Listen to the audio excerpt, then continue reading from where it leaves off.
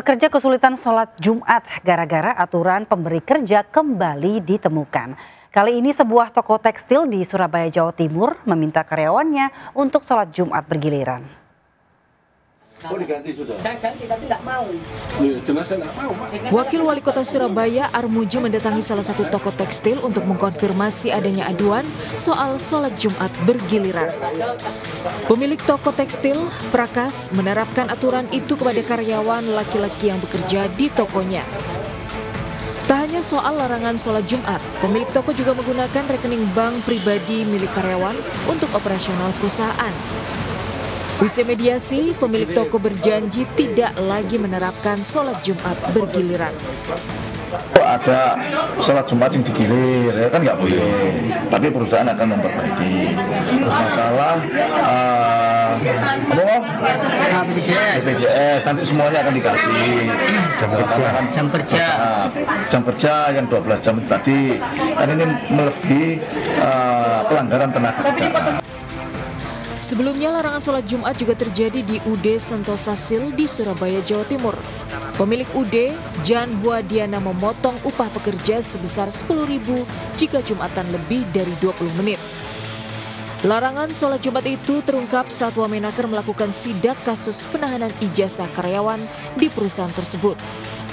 Menteri Agama menegaskan larangan sholat Jumat bagi karyawan jelas melanggar HAM dan perusahaan bisa dikenakan sanksi berat. Dari Surabaya, Jawa Timur, Hari Tambayong, iNews melaporkan. Setelah Surabaya, Wamenaker Immanuel Ebenezer kesal tidak ditanggapi perusahaan saat sidak atas aduan penahanan ijazah belasan mantan karyawan. Sementara Pemkot Surabaya telah membantu pengembalian 16 ijazah karyawan dari berbagai perusahaan. Siapa yang maksa kamu? Siapa yang maksa? Itu kurang ajar begitu ya, ngomong paksa.